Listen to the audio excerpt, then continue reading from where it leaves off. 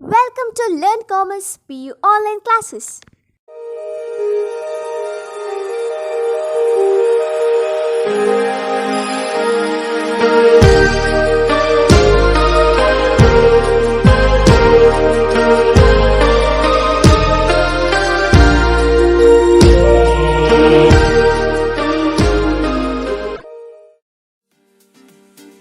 Don't forget to like our video and subscribe our YouTube channel for all the updates. ಆತ್ಮೀಯ ವಿದ್ಯಾರ್ಥಿಗಳೇ, ಪ್ರಥಮ PUCಯ ಇಂದಿನ online ತರಗತಿಗೆ ಸ್ವಾಗತ. ಕಳೆದ ತರಗತಿಯಲ್ಲಿ ನಾವು 7ನೆಯ ಪದ್ಯಪಾಠ ಅಖಂಡ ಕರ್ನಾಟಕದ ವಿಚಾರವನ್ನು ತಿಳ್ಕೊಳ್ತಾ ಇದ್ವು.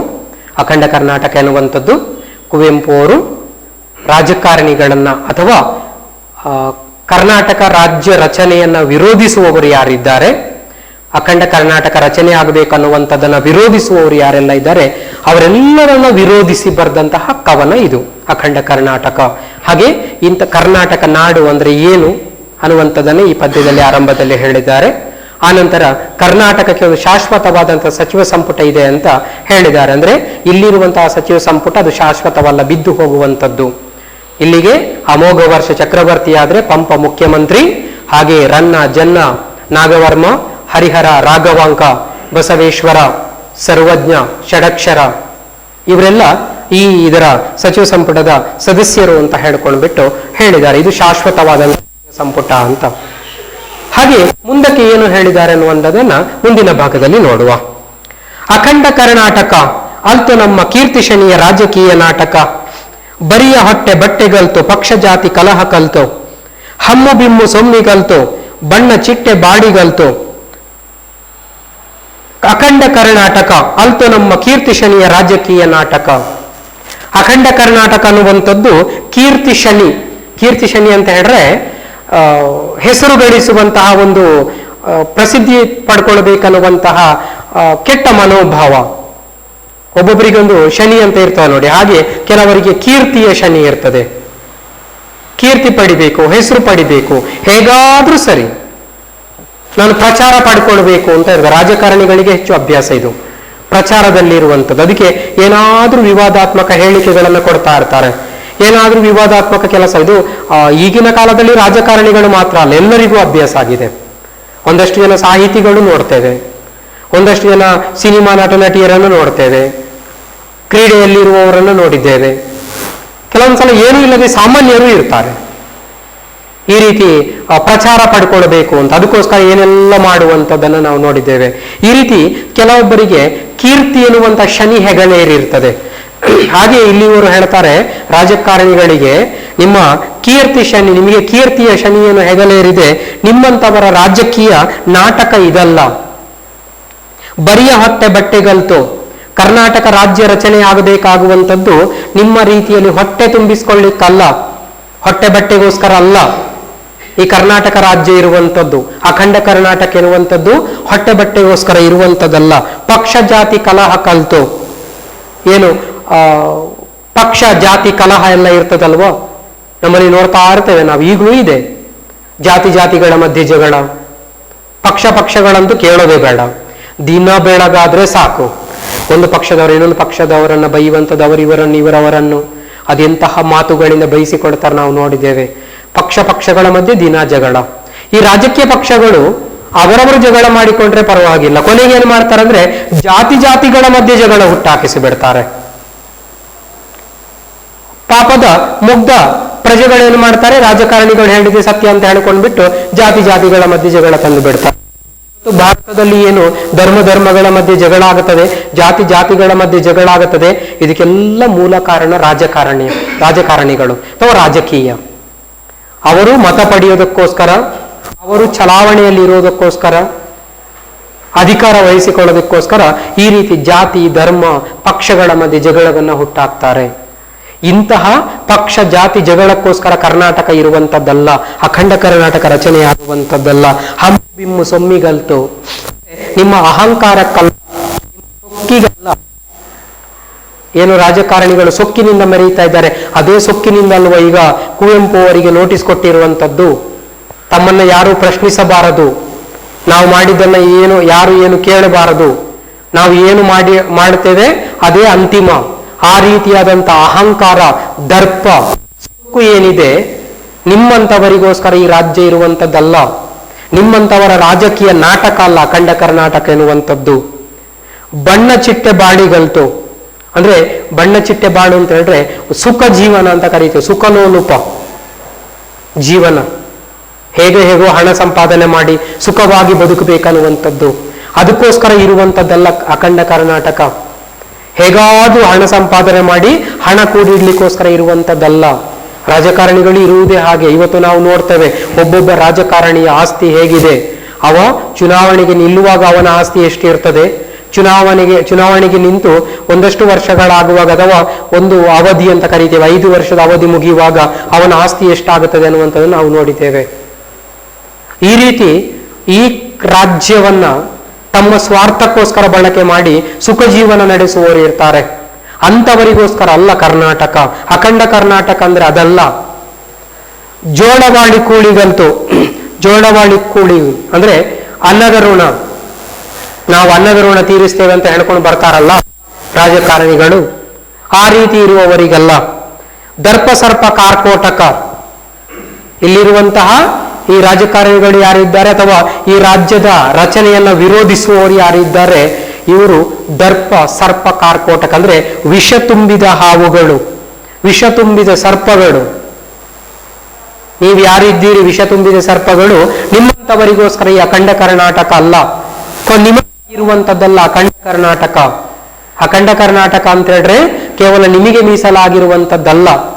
ಈ ವಿಷ ಕಾರುವ ಹಾವುಗಳು ಅಂದ್ರೆ ಕರ್ನಾಟಕದಲ್ಲೇ ಇದ್ದುಕೊಂಡು ಕನ್ನಡದ ಅನ್ನವನ್ನು ತಿಂದು, ಕನ್ನಡದ ನೀರನ್ನು ಕುಡಿದು, ಕನ್ನಡದ ಉಸಿರನ್ನ ಗಾಳಿಯನ್ನ ಉಸಿರಾಡಿ ಈಗ ಕನ್ನಡ ವಿರೋಧಿಗಳಾಗಿ ಯಾರು ವರ್ತಿಸ್ತಾ ಇದ್ದಾರೆ, ಅವರನ್ನು ಕರ್ನಾಟಕ ರಾಜ್ಯ ರಚನೆಯನ್ನು ಯಾರು ವಿರೋಧಿಸ್ತಾ ಇದ್ದಾರೆ, ಅವರನ್ನು ಇವರು ವಿಷ ತುಂಬಿದ ಸರ್ಪಗಳು ಅಂತ ಕರೆದಿದ್ದಾರೆ. ನಿಮ್ಮಂತಹ ವಿಷ ತುಂಬಿದ ಸರ್ಪಗಳಿಗೋಸ್ಕರ ಈ ಕನ್ನಡ ಕರ್ನಾಟಕ ಇರುವಂತದ್ದಲ್ಲ. ಸ್ವಾರ್ಥ ಫಣ ಕ್ರೀಡೆಗಲ್ತು, ನಿಮ್ಮ ಸ್ವಾರ್ಥ ತುಂಬಿದ ಕ್ರೀಡೆಗಳಿಗೆಲ್ಲ. ಫಣ ಅಂತ ಹೇಳಿದ್ರೆ ಹಾವಿನ ಹೆಡೆ ಅಂತ ಅರ್ಥ. ಸ್ವಾರ್ಥ ಫಣ ಅಂತ ಹೇಳಿದ್ರೆ ಈ ಸ್ವಾರ್ಥದಿಂದ ಕೂಡಿರುವ, ವಿಷ ತುಂಬಿದ ಹಾವಿನ ಹೆಡೆಯಿಂದ ಕೂಡಿರುವ ಅಥವಾ ವಿಷ ತುಂಬಿದ ಸರ್ಪದಂತಿರುವ ನಿಮ್ಮಂಥವರ ಕ್ರೀಡೆಗೋಸ್ಕರ ಇರುವಂಥದ್ದಲ್ಲ. ನೀವೆಲ್ಲ ಕರ್ನಾಟಕ ರಾಜ್ಯ ರಚನೆಯನ್ನು ವಿರೋಧಿಸುವವರು ಯಾರೆಲ್ಲ ಇದ್ದೀರಿ, ನೀವೆಲ್ಲ ವಿಷ ಸರ್ಪಗಳು. ನಿಮ್ಮ ಸ್ವಾರ್ಥ ತುಂಬಿದ ಆ ಹೆಡೆಯನ್ನು ಎತ್ತಿ ಬಿಟ್ಟು ವಿಷ ಕಾರುವಂತಹ ನಿಮ್ಮಂತಹ ವಿಷ ಸರ್ಪಗಳಿಗೆ ಈ ರಾಜ್ಯ ಇರುವಂಥದ್ದಲ್ಲ. ರಾಜಕೀಯ ಪೇಟಕ, ಪೇಟಕ ಅಂದ್ರೆ ಸಮೂಹ, ಈ ರಾಜಕೀಯ ಸಮೂಹ ಇದರಲ್ಲಿರುವಂಥದ್ದೆಲ್ಲ ಈ ರೀತಿ ವಿಷ ತುಂಬಿದ ಸರ್ಪಗಳೇ. ಆದರೆ ಕರ್ನಾಟಕಕ್ಕೆ ಇಂತಹ ರಾಜಕೀಯ ಸಮೂಹ ಬೇಡ. ಕರ್ನಾಟಕ ರಾಜ್ಯ ರಚನೆಯನ್ನು ವಿರೋಧಿಸುವಂತಹ ವಿಷ ಸರ್ಪಗಳಿಂದ ಕೂಡಿದ ರಾಜಕೀಯ ಸಮೂಹ ಇಲ್ಲಿ ಬೇಡ. ಇಲ್ಲೆಲ್ಲ ಸಮೂಹ, ರಾಜಕೀಯ ಸಮೂಹ ಇರುವಂಥದ್ದು ಇಂಥದ್ದೇ ಅಖಂಡ ಕರ್ನಾಟಕ. ಅಖಂಡ ಕರ್ನಾಟಕ ಅನ್ನುವಂಥದ್ದು ಈ ರೀತಿಯ ರಾಜಕಾರಣಿಗಳ ಸಮೂಹ ಅಲ್ಲ, ವಿಷ ಸರ್ಪಗಳಂತಿರುವ ರಾಜಕಾರಣಿಗಳ ಸಮೂಹ ಅಲ್ಲ ಅಖಂಡ ಕರ್ನಾಟಕ ಅನ್ನುವಂಥದ್ದು. ಅವಾಗಲೇ ಹೇಳಿದಾಗೆ ಅನೇಕ ವೀರರು, ಅನೇಕ ಶೂರರು, ಮಹಾನ್ ವ್ಯಕ್ತಿಗಳು, ದಿವ್ಯ ತೇಜಸ್ಸಿನ ವ್ಯಕ್ತಿಗಳು ಹುಟ್ಟಿ ಬೆಳೆದು ಕಟ್ಟಿದಂತಹ ನಾಡಿದು. ನಿಮ್ಮಂತಹ ದುಷ್ಟ ರಾಜಕಾರಣಿಗಳು ಕಟ್ಟಿದ ನಾಡು ಇದಲ್ಲ. ಮತ್ತು ನಿಮ್ಮಂಥವರಿಗೆ ಈ ಅಖಂಡ ಕರ್ನಾಟಕ ರಾಜ್ಯ ರಚನೆಯಾಗುವುದನ್ನು ನಿಲ್ಲಿಸಲಿಕ್ಕೂ ಸಾಧ್ಯವಿಲ್ಲ. ಅಖಂಡ ಕರ್ನಾಟಕ ಸರಸ್ವತಿಯೇ ರಚಿಸಿದೊಂದು ರಾಜಕೀಯ ತ್ರೋಟಕ. ಈ ಅಖಂಡ ಕರ್ನಾಟಕ ಅನ್ನುವಂಥದ್ದು ಏನಿದೆ, ಇದು ದೇವಿ ಸರಸ್ವತಿ ರಚಿಸಿದ ರಾಜಕೀಯ ತ್ರೋಟಕ. ತ್ರೋಟಕ ಅಂತ ಹೇಳಿದ್ರೆ ರೂಪಕ ಅಂತ ಕರಿತೇವೆ ನೋಡಿ ನಾವು. ದೃಶ್ಯ ಕಾವ್ಯ ಯಾವುದೇ, ಈಗ ನಾವು ಸಿನಿಮಾಗಳನ್ನೆಲ್ಲ ನೋಡ್ತೇವೆ, ಅಲ್ಲಿ ಚಲನೆ ಇದೆ, ಮಾತುಗಾರಿಕೆ ಕೂಡ ಇದೆ. ಕೆಲವೊಂದು ಸಲ ಯಾವುದೇ ಒಂದು ಕಥೆಯನ್ನ ಕೇವಲ ನೃತ್ಯದ ಮೂಲಕ ನಿರೂಪಿಸ್ತಾರೆ ನೋಡಿ, ನೃತ್ಯ ರೂಪಕ ಅಂತ ಅದಕ್ಕೆ ಹೇಳ್ತಾರೆ. ಹಾಗೆ ದೃಶ್ಯ ರೂಪಕ, ಈ ರೀತಿಯಾದಂತಹ ಸುಂದರವಾದ ಒಂದು ರೂಪಕ. ಇದು ರೂಪಕ ಅಂತ ಹೇಳಿ ಒಂದು ಅಲಂಕಾರ ಕೂಡ ಇದೆ, ಅದು ಬೇರೆ. ಇಲ್ಲಿ ಈ ಸರಸ್ವತಿ ರಚಿಸಿದಂತಹ ಸುಂದರವಾದ ಒಂದು ದೃಶ್ಯ ಕಾವ್ಯ, ದೃಶ್ಯ ರೂಪಕ ಈ ಅಖಂಡ ಕರ್ನಾಟಕ. ಅಂದ್ರೆ ಇದು ಅಷ್ಟು ಸುಂದರವಾಗಿದೆ ಅಂತ ಕವಿ ಹೇಳುವಂಥದ್ದು. ಸುಂದರವಾದಂತಹ ಒಂದು ಕಾವ್ಯ, ಸುಂದರವಾದಂತಹ ಒಂದು ಚಿತ್ರ ಇದು. ಅಷ್ಟು ಸುಂದರವಾದ ನಾಡು ಇದು. ಮೆರೆಯಲಾತ್ಮ ಸಂಸ್ಕೃತಿ. ಇಂತಹ ರಾಜ್ಯದ ಆತ್ಮ ಸಂಸ್ಕೃತಿ ಎನ್ನುವಂಥದ್ದು ಮೆರೆಯಬೇಕು. ಆತ್ಮ ಸಂಸ್ಕೃತಿ ಅಂತ ಹೇಳಿದ್ರೆ ಈ ಮಣ್ಣಿನ ಸಂಸ್ಕೃತಿ. ಕನ್ನಡದ ಮಣ್ಣಿಗೆ ಅದರದ್ದೇ ಆದಂತಹ ಒಂದು ಸಂಸ್ಕೃತಿ ಇದೆ. ನಾವು ನೋಡ್ತೇವೆ ನೋಡಿ, ಕರ್ನಾಟಕದಲ್ಲಿ ಒಂದೊಂದು ಪ್ರದೇಶದಿಂದ ಒಂದೊಂದು ಪ್ರದೇಶಕ್ಕೆ ಬೇರೆ ಬೇರೆಯಾದಂತಹ ಆಹಾರ ಶೈಲಿ, ಬೇರೆ ಬೇರೆಯಾದಂತಹ ಉಡುಗೆ ತೊಡುಗೆ ಶೈಲಿ, ಬೇರೆ ಬೇರೆಯ ಕನ್ನಡವೇ ಆದರೂ ಕೂಡ ಅದರಲ್ಲಿ ಬೇರೆ ಬೇರೆ ಮಾತುಗಾರಿಕೆ ಶೈಲಿ ಎಲ್ಲ ಇದೆ. ಇಂಥದ್ದೆಲ್ಲ ಕನ್ನಡದ್ದೇ ಆದಂತಹ ಒಂದು ಸಂಸ್ಕೃತಿ ಇದು. ಇಂತಹ ಕನ್ನಡದ ಆತ್ಮ ಸಂಸ್ಕೃತಿ ಏನಿದೆ ಅದು ಸದಾ ಮೆರೆಯಬೇಕು, ಅದು ನಾಶವಾಗಬಾರದು. ರಾಜಕಾರಣಿಗಳನ್ನ ಹೀಗೆ ಬಿಟ್ರೆ ಅವರು ಇಲ್ಲಿ ಸಂಸ್ಕೃತಿಯನ್ನ ನಾಶ ಮಾಡಿಬಿಡ್ತಾರೆ. ಅಂದ್ರೆ ಏನಿತ್ತು ಅಂತ ಹೇಳಿದ್ರೆ, ಮೈಸೂರು ರಾಜ್ಯದಲ್ಲಿ ಎಲ್ಲ ಭಾಷೆಗಳು ಇದ್ರು. ಕೆಲವರ ಅಭಿಪ್ರಾಯ ಆ ರೀತಿ ಇತ್ತು, ಕರ್ನಾಟಕ ರಾಜ್ಯ ರಚನೆ ಕನ್ನಡ ಮಾತಾಡುವವರಿಗೆ ಮಾತ್ರ ಅಂತ ಆದ್ರೆ ಉಳಿದ ಭಾಷಿಗರು ಎಲ್ಲಿ ಹೋಗಬೇಕು, ಅವರಿಗೆ ತೊಂದರೆಯಾಗುತ್ತದೆ. ಅದರ ಬದಲು ಈ ರಾಜ್ಯ ಎಲ್ಲಾ ಭಾಷಿಗರು ಸೇರ್ಕೊಂಡಿರುವಂತದ್ದಾಗಿರ್ಬೇಕು ಅಂತ. ಆದ್ರೆ ಕನ್ನಡ ಮಾತಾಡುವವರದು ಪ್ರತ್ಯೇಕ ರಾಜ್ಯ ಆಗಬೇಕು ಅಂತ ಇನ್ನೊಂದು ಕಡೆಯ ಹೋರಾಟ. ಅದರಲ್ಲಿ ಉಳಿದ ಭಾಷಿಗರು ಇರಬಾರದು ಅಂತ ಅಲ್ಲ, ಕನ್ನಡ ಮಾತಾಡುವವರದು ಒಂದು ರಾಜ್ಯ ಬೇಕು, ಉಳಿದವರು ಇರಬೇಕು. ಕೆಲವರದ್ದು ಹಾಗಿರ್ಲಿಲ್ಲ, ಕನ್ನಡ ರಾಜ್ಯ ರಚನೆ ಆಗುದು ಬೇಡ ಅಂತ ಇತ್ತು. ಕನ್ನಡ ರಾಜ್ಯ ರಚನೆ ಆಗದಿದ್ರೆ ಕರ್ನಾಟಕದ ಸಂಸ್ಕೃತಿ ಎನ್ನುವಂತ ಸರ್ವನಾಶ ಆಗಿ ಹೋಗಿಬಿಡ್ತದೆ. ಈಗ ಆಲೋಚನೆ ಮಾಡುವ, ಕರ್ನಾಟಕ ಅಂತ ರಾಜ್ಯ ಇಲ್ಲ, ಅದರ ಒಂದಷ್ಟು ಭಾಗ ತಮಿಳುನಾಡಿಗೆ ಹೋಗಿದೆ, ಒಂದಷ್ಟು ಭಾಗ ಆಂಧ್ರ ಪ್ರದೇಶಕ್ಕೆ ಹೋಗಿದೆ, ಒಂದಷ್ಟು ಭಾಗ ಮಹಾರಾಷ್ಟ್ರಕ್ಕೆ, ಒಂದಷ್ಟು ಭಾಗ ಕೇರಳಕ್ಕೆ ಎಲ್ಲ ಹಂಚಿ ಹೋಗಿದೆ. ಕರ್ನಾಟಕ ಇಲ್ಲ ಅಂತ ಹೇಳಿದ್ರೆ ಕನ್ನಡ ಸಂಸ್ಕೃತಿ ಎಲ್ಲಿ ಇರ್ತದ? ತಮಿಳುನಾಡು ತಮಿಳು ಸಂಸ್ಕೃತಿ ಇರ್ತದೆ, ಮಲಯಾಳಿ ಸಂಸ್ಕೃತಿ ಇರ್ತದೆ, ತೆಲುಗು ಸಂಸ್ಕೃತಿ ಇರ್ತದೆ, ಮರಾಠಿ ಸಂಸ್ಕೃತಿ ಇರ್ತದೆ. ಕನ್ನಡ ಸಂಸ್ಕೃತಿ ಎಲ್ಲಿ ಇರ್ತದೆ? ಅದು ನಾಶವಾಗಿ ಹೋಗುತ್ತದೆ. ಅದಕ್ಕೆ ಕರ್ನಾಟಕ ರಾಜ್ಯ ರಚನೆಯಾದ್ರೆ ಕನ್ನಡದ ಸಂಸ್ಕೃತಿ, ಮಣ್ಣಿನ ಸಂಸ್ಕೃತಿ ಮೆರೆಯಬೇಕು. ಬೆಳಗ್ಗೆ ಜೀವ ದೀದಿತಿ.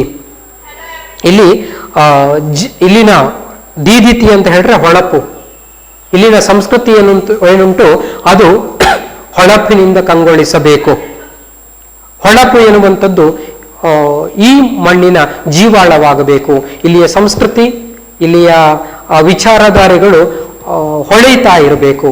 ಒಟ್ಟಿನಲ್ಲಿ ಕರ್ನಾಟಕ ಅನ್ನುವಂಥದ್ದು ಇಡೀ ಭೂಮಿಯಲ್ಲಿ ಸದಾ ಹೊಳೆಯುತ್ತಾ ಇರಬೇಕು. ಪರಮಾತ್ಮನ ಚರಣ ದೀಪ್ತಿ. ಇಂತಹ ಕನ್ನಡ ಭಾಷೆ ಪರಮಾತ್ಮನ ಚರಣ ದೀಪ್ತಿ. ಚರಣ ದೀಪ್ತಿ ಅಂದ್ರೆ ಭಗವಂತನ ಪಾದದ ಬೆಳಕು. ಚರಣ ದೀಪ್ತಿ, ದೀಪ್ತಿ ಅಂದ್ರೆ ಜ್ಯೋತಿ, ಚರಣ ಅಂದ್ರೆ ಪಾದ. ಭಗವಂತನ ಚರಣ ಕಮಲಗಳಲ್ಲಿ ಈ ಕನ್ನಡದ ಹಣತೆ ಹೊತ್ತಿ ಉರಿತಾ ಇರಬೇಕು. ಕನ್ನಡದ ಹಣತೆ ಸದಾ ಉರಿತಾ ಇರಬೇಕು. ಪರಮಾತ್ಮನ ಪಾದ ಕಮಲಗಳಲ್ಲಿ ಉರಿತಾ ಇರಬೇಕು.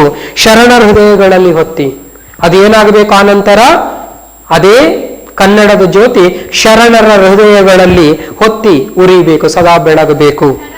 ಉಸಿರುಸಿರಿನ ಹಣತೆ ಬತ್ತಿ. ಬತ್ತಿ ಅಂದ್ರೆ ದೀಪದ ಬತ್ತಿ. ಉಸಿರುಸಿರಿನಲ್ಲಿ ಈ ಕನ್ನಡದ ದೀಪ ಉರಿತಾ ಇರಬೇಕು. ಈ ಕನ್ನಡದ ಸಂಸ್ಕೃತಿಯ ದೀಪ ಉರಿತಾ ಇರಬೇಕು. ಪ್ರತಿಯೊಬ್ಬರ ಉಸಿರಿನಲ್ಲಿ ಕನ್ನಡ ಇರಬೇಕು. ಉರಿಯಲೆಂದು ತಣ್ಣಗೆ, ಪ್ರತಿಯೊಬ್ಬರ ಉಸಿರಿನಲ್ಲೂ ತಣ್ಣಗೆ ಕನ್ನಡದ ದೀಪ ಉರಿತಾ ಇರಬೇಕು. ಅಖಂಡ ಕರ್ನಾಟಕದ ದೀಪ ತಣ್ಣಗೆ ಉರಿಯೋದು ಅಂತ ಹೇಳಿದ್ರೆ ಅದು ಆರಿ ಹೋಗಬಾರದು, ಹಾರಿ ಹೋಗೋದಲ್ಲ, ಆರಿ ನಂದಿ ಹೋಗುವಂಥದ್ದು. ಅದು ನಂದಿ ಹೋಗಬಾರದು. ಅದು ಶಾಶ್ವತವಾಗಿ ಕನ್ನಡದ ಜ್ಯೋತಿ ಉರಿತಾ ಇರಬೇಕು. ಭಗವಂತನ ಚರಣಕಮಲಗಳಲ್ಲಿ, ಶರಣರ ಹೃದಯಗಳಲ್ಲಿ, ಪ್ರತಿಯೊಬ್ಬ ಕನ್ನಡಿಗನ ಉಸಿರುಸಿರಿನಲ್ಲೂ ಕನ್ನಡದ ಜ್ಯೋತಿ ಉರಿಯಬೇಕು. ಬಾಳ ಸೊಡರ ಗುಡಿಯ ನೆತ್ತಿ. ಸೊಡರ್ ಅಂದ್ರೆ ದೀಪ. ಈ ಜೀವನವೆಂಬ ದೀಪ ಅಂದ್ರೆ ಕನ್ನಡಿಗರ ಬದುಕು ಏನಿದೆ ಅದು ತಲೆ ಎತ್ತಿ ಬಾಳುವಂತಾಗಬೇಕು. ಕನ್ನಡಿಗರು ತಲೆ ಎತ್ತಿ ಬದುಕಬೇಕು. ಅಗಸದೆತ್ತರಕ್ಕೆ, ಆಕಾಶದೆತ್ತರಕ್ಕೆ ತಲೆ ಎತ್ತಿ ಬದುಕಬೇಕು. ಈ ಕನ್ನಡ ಭಾಷೆ, ಕನ್ನಡ ಮಣ್ಣು, ಕನ್ನಡ ಜನಗಳು. ತನ್ನ ಮುಡಿಯ ಬಾನಿಗೆತ್ತಿ. ಮುಡಿಯ ಬಾನಿಗೆತ್ತಿ ಅಂದ್ರೆ ಅದೇ ತಲೆ ಎತ್ತಿ ಬದುಕುವುದು ಅಂತ. ಆಕಾಶದೆತ್ತರಕ್ಕೆ ತಲೆ ಎತ್ತಿ ಇರುವಂಥದ್ದು ಕನ್ನಡ ಜ್ಯೋತಿ. ಸೊಗಸಲೆಂದು ರಸಸ್ಫೂರ್ತಿ. ಇಂತಹ ಕನ್ನಡ ಜ್ಯೋತಿ ಬದುಕಲಿಕ್ಕೆ ರಸಸ್ಫೂರ್ತಿಯನ್ನ ನೀಡಬೇಕು. ಬದುಕುವ ಸ್ಫೂರ್ತಿಯನ್ನು ನೀಡುವುದು ನೀಡ್ತಾ ಇದೆ. ಕರ್ನಾಟಕ ಅನ್ನುವಂಥದ್ದು ಅಂಥದ್ದು ಬದುಕಲಿಕ್ಕೆ ಬೇಕಾದಂತಹ ಸ್ಫೂರ್ತಿಯನ್ನು ನೀಡುತ್ತದೆ. ಅದು ಆ ಸ್ಫೂರ್ತಿ ನೀಡುವ ಹಾಗೆ ಭಗವಂತನ ಕಣ್ಣಿಗೆ ಕಾಣುತ್ತಾ ಉಂಟಂತೆ. ಹಾಡುತ್ತಿಹೇನು ಕಂಡ ನಾನು, ಇಂತಹ ಅದ್ಭುತವಾದಂತಹ ನಾಡನ್ನು, ಇಂತಹ ಅದ್ಭುತವಾದಂತಹ ಈ ಪ್ರದೇಶವನ್ನು, ಈ ಕನ್ನಡದ ಜ್ಯೋತಿಯನ್ನು ಕಂಡು ನಾನು ಹಾಡ್ತಾ ಇದ್ದೇನೆ ಅಂತ ಹೇಳ್ತಾರೆ. ನನಗೆ ಖುಷಿಯಾಗಿದೆ. ಕನ್ನಡ ಮಾತಾಡುವ ಆ ರಾಜ್ಯ ರಚನೆ ಆಗುವಂಥದ್ದು ಅದು ಬೇಕು. ಅದನ್ನು ಕೇಳಿ ನನಗೆ ಖುಷಿಯಾಗಿದೆ. ಆ ಖುಷಿಯಿಂದ ನಾನು ಹಾಡ್ತಾ ಇದ್ದೇನೆ.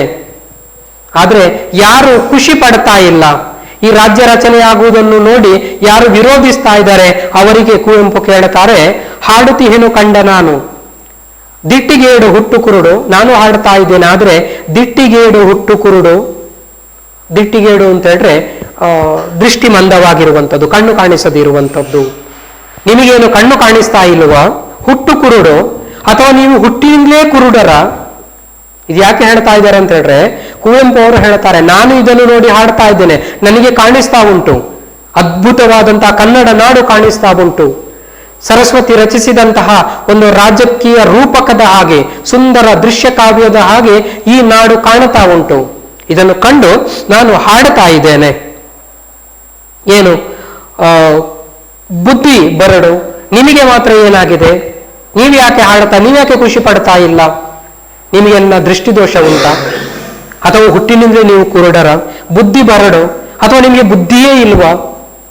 ನಿಮ್ಮ ತಲೆಯಲ್ಲಿ ಸ್ವಲ್ಪವೂ ಬುದ್ಧಿಯೇ ಇಲ್ವಾ? ಬುದ್ಧಿ ಬರಡಾಗಿದ? ಬೇರೆ ಹುರುಡು, ಅಥವಾ ಇನ್ಯಾವುದಾದ್ರೂ ಸ್ಪರ್ಧೆ ಇದೆಯಾ? ಅಥವಾ ಹೊಟ್ಟೆ ಕಿಚ್ಚು ಮತ್ಸರ ಏನಾದ್ರೂ ಇದೆಯಾ? ಕರ್ನಾಟಕ ರಚನೆಯಾದ್ರೆ ನಿಮಗೇನಾದ್ರೂ ತೊಂದರೆ ಆಗುತ್ತದೆ ಅನ್ನುವಂಥದ್ದು ಹೊಟ್ಟೆ ಕಿಚ್ಚು ಮತ್ಸರ ಏನಾದ್ರೂ ಇದೆಯಾ? ಮೆಳ್ಳಗಣ್ಣ ಅಂದ್ರೆ ನಿಮ್ದೇನು ವಕ್ರದೃಷ್ಟಿಯ? ನಿಮ್ಗೇನಾದ್ರೂ ವಕ್ರದೃಷ್ಟಿ ಉಂಟಾ? ನೋಡಿ, ಈ ಪದವಿ ರಾಜಕಾರಣಿಗಳನ್ನ ಕೆರಳಿಸಿರುವಂತಹ ಕಾಲಕ್ಕೆ ಇದು ರಾಜಕಾರಣಿಗಳನ್ನ ಉದ್ದೇಶಿಸಿ ಮಾತನಾಡಿದ್ದವರು. ಇವರಿಗೆ ಅಂದ್ರೆ ರಾಜಕಾರಣಿಗಳಂದ್ರೆ ಅದ್ರಲ್ಲಿ ಎಲ್ಲರೂ ಬಂದ್ರು. ಕರ್ನಾಟಕ ರಾಜ್ಯ ರಚನೆಯನ್ನ ವಿರೋಧಿಸ್ತಾ ಇದ್ದವರು, ವಿಶಾಲ ಮೈಸೂರು ರಾಜ್ಯ ಸ್ಥಾಪನೆ ಆಗಬೇಕನ್ನುವುದನ್ನ ಯಾರೆಲ್ಲ ವಿರೋಧಿಸ್ತಾ ಇದ್ರು ಅವರಿಗೆ ಹೇಳಿದ್ದು, ನಿಮಗೇನು ಕಣ್ಣು ಕಾಣಿಸೋದಿಲ್ವಾ? ನೀವು ಹುಟ್ಟಿನಿಂದಲೇ ಕುರುಡರ? ನಿಮ್ಮ ಬುದ್ಧಿಯೇ ಇಲ್ವಾ ನಿಮಗೆ? ಅಥವಾ ಇನ್ನೇನಾದ್ರೂ ಹೊಟ್ಟೆ ಕಿಚ್ಚು ಮತ್ಸರ ಉಂಟಾ? ನಿಮ್ಮದೇನು ಮೆಳ್ಳಗಣ್ಣ ವಕ್ರದೃಷ್ಟಿಯ? ಕಾಣೆ ನೀನು, ನಿನಗೆ ಯಾಕೆ ಇದು ಕಾಣಿಸ್ತಾ ಇಲ್ಲ? ಇಷ್ಟು ಸುಂದರವಾಗಿರುವಂಥದ್ದು ನನಗೊಂದು ಗೊತ್ತಾಗುತ್ತಾ ಇಲ್ಲ, ನೀವು ಯಾಕೆ ಇದನ್ನು ವಿರೋಧಿಸ್ತಾ ಇದ್ದೀರಿ ಅಂತ. ಹೇಳು, ತಪ್ಪು ನನ್ನದೇನು? ಈಗ ಹೇಳಿ, ನನ್ನದೇನಾದ್ರೂ ತಪ್ಪಿದೆಯಾ? ಈ ರಾಜ್ಯವನ್ನ ಕಂಡು ನಾನು ಹಾಡುತ್ತಾ ಇದ್ದೇನೆ, ಈ ರಾಜ್ಯದ ಸೌಂದರ್ಯವನ್ನ ಕಂಡು ನಾನು ಹಾಡುತ್ತಾ ಇದ್ದೇನೆ, ಇದರಲ್ಲಿ ನನ್ನದೇನು ತಪ್ಪಿದೆ? ಕರ್ನಾಟಕ ಎಂಬುದೇನು ಹೆಸರೇ ಬರಿಯ ಮಣ್ಣಿಗೆ? ಇವರು ಪ್ರಶ್ನಿಸ್ತಾರೆ. ಕರ್ನಾಟಕ ಅಂತ ಹೇಳಿದ್ರೆ ಏನು ಅಂತ ತಿಳ್ಕೊಂಡಿದ್ದೀರಿ? ಕೇವಲ ಈ ಮಣ್ಣಿಗೆ ಇಡುವ ಹೆಸರ ಒಂದಷ್ಟು ಭೂಭಾಗವನ್ನು ಒಟ್ಟು ಮಾಡಿ ಇದಕ್ಕೆ ಇಟ್ಟ ಹೆಸರ ಕರ್ನಾಟಕ ಅನ್ನುವಂಥದ್ದು. ಹೆಸರು ಈ ಮಣ್ಣಿಗೆ ಬರಿಯ ಒಂದು ಹೆಸರ ಇದು. ಏನು ಹಾಗಾದ್ರೆ ಕರ್ನಾಟಕ? ಮಂತ್ರ ಕಣ, ಶಕ್ತಿ ಕಣ, ತಾಯಿ ಕಣ, ದೇವಿ ಕಣ, ಬೆಂಕಿ ಕಣ, ಸಿಡಿಲು ಕಣ.